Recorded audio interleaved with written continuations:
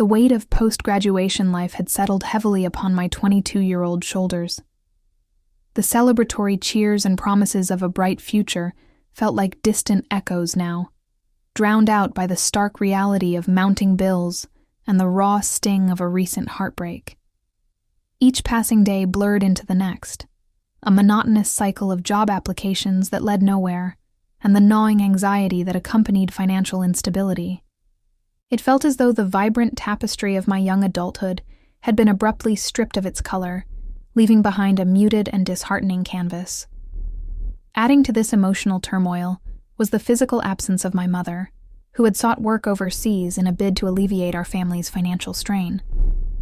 Her departure had left a palpable void in the house, a silence that amplified my own internal struggles. In her absence, the quiet presence of David, my stepfather, became a surprising source of solace.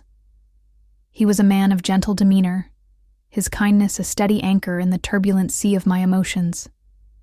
His eyes, often crinkled at the corners with a warm smile, held an unspoken understanding that transcended words.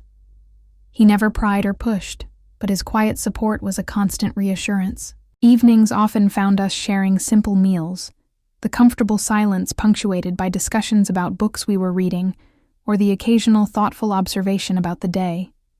His advice, when offered, was always delivered with a gentle touch, devoid of judgment, making it easy to accept and even appreciate. He was a comforting presence, a steady hand in a life that felt increasingly unsteady.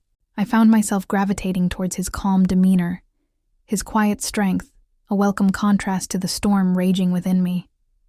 He listened patiently to my anxieties about the future, my frustrations with the job hunt, and even the lingering sadness over my broken relationship.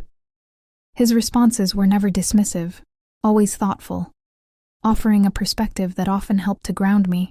In those early days, my appreciation for David was purely filial, a deep gratitude for his unwavering support during a difficult chapter of my life.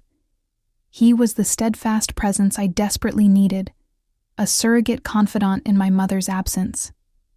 However, as the weeks turned into months, a subtle shift began to occur within me. The comfortable companionship I had come to rely on started to morph into something more complex, something I didn't quite understand and, frankly, found deeply unsettling. It wasn't a sudden revelation, but rather a gradual unfolding, like a delicate flower slowly unfurling its petals. I began to notice small details about David that had previously escaped my attention. The way his brow furrowed in concentration when he was reading, the melodic quality of his laughter, the almost imperceptible tremor in his hands when he reached for his coffee cup. These seemingly insignificant observations started to weave themselves into the fabric of my thoughts, replaying in my mind with an increasing frequency. There was a quiet intensity in his gaze when he looked at me, a warmth that lingered just a little too long, and I found myself inexplicably drawn to it. My heart would do a strange little flutter when our hands brushed accidentally, a sensation that both thrilled and terrified me in equal measure. This burgeoning awareness of David, not just as my stepfather but as a man, was a confusing and unwelcome intrusion into my already complicated emotional landscape.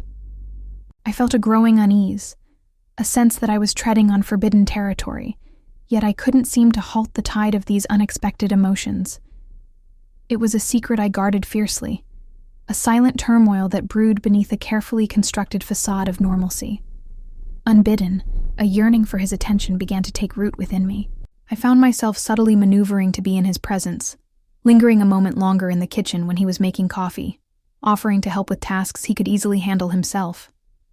It was a subconscious dance, a silent plea for acknowledgement that felt both exhilarating and deeply wrong.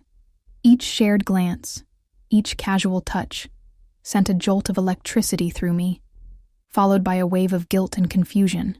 I knew, with a certainty that resonated deep within my core, that these feelings were inappropriate, a betrayal of the familial bond we shared.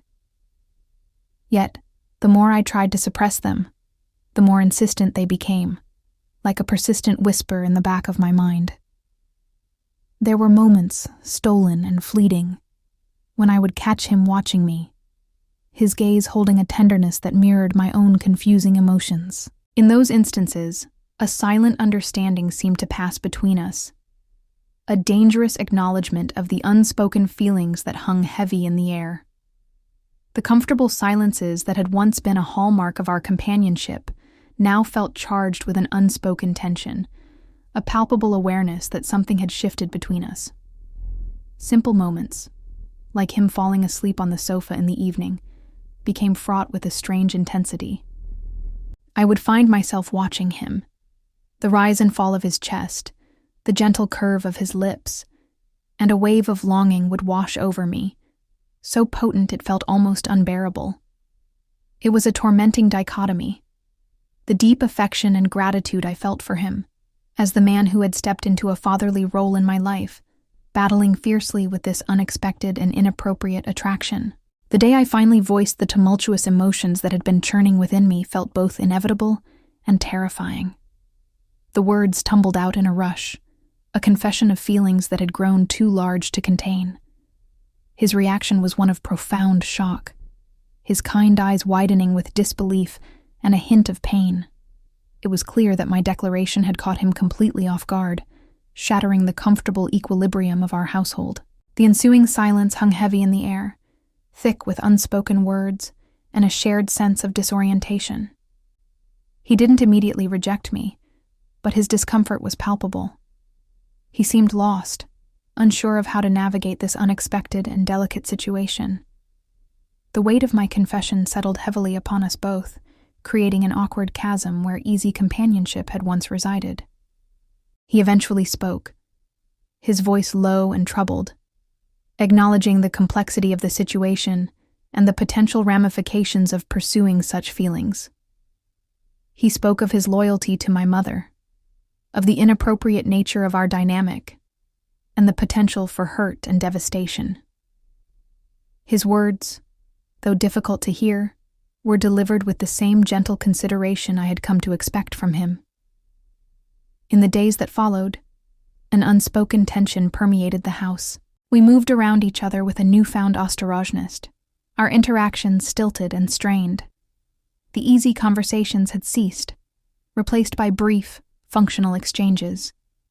The comfortable silences were now heavy with unspoken thoughts and unresolved emotions. It was evident that David was grappling with the weight of my confession, torn between his own feelings and his sense of responsibility. He became more withdrawn, his usual warmth replaced by a quiet pensiveness.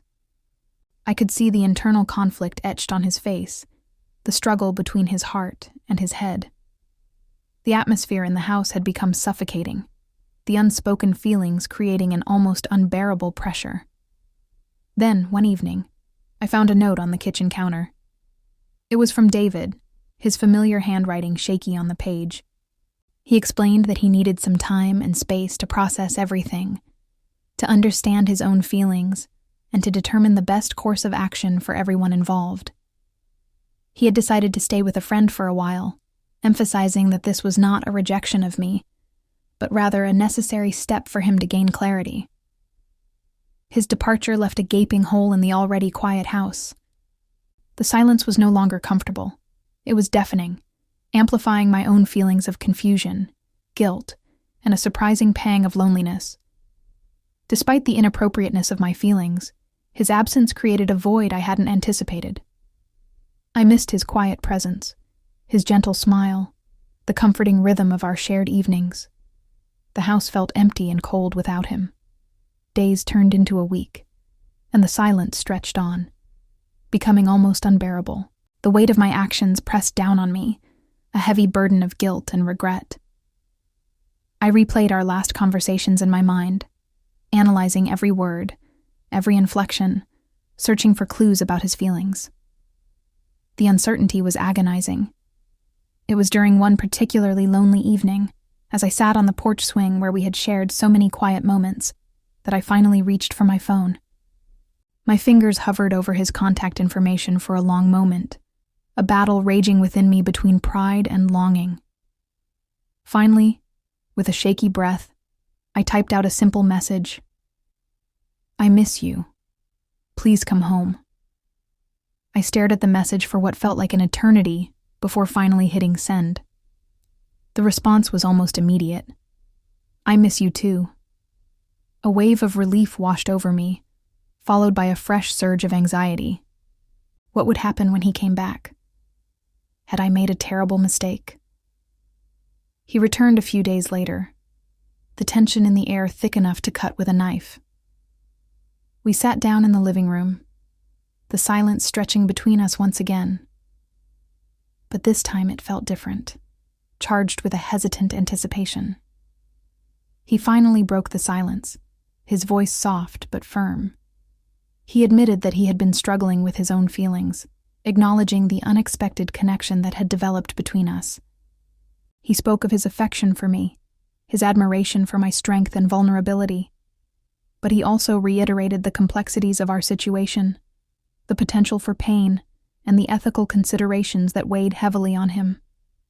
He emphasized the need for caution, for taking things slowly, if we were to even consider exploring these feelings further. There were no grand declarations of love, no rash promises, just a quiet acknowledgement of the complicated emotions that had brought us to this precipice. We talked for hours that night, our conversation ranging from our deepest fears to our tentative hopes.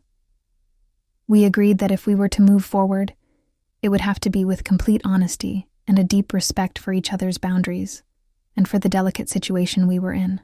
There would be no rushing, no secrets. We would navigate this uncharted territory with open hearts and clear communication. The video concludes with a shot of Maya and David on the back porch, the soft glow of the evening sun casting long shadows. They are sitting close together, their hands intertwined, a quiet intimacy passing between them. There is a sense of tentative hope in their eyes, a shared understanding that they are embarking on a journey into the unknown.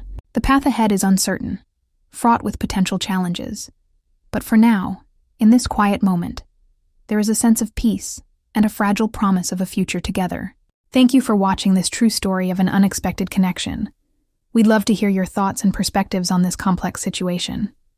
What are your opinions on navigating such delicate family dynamics? Have you ever witnessed or experienced a similar situation? Share your insights in the comments below. And if you found this story thought-provoking, please like this video and subscribe to Silent Truths for more compelling and personal narratives. Your support helps us bring these often unspoken stories to light.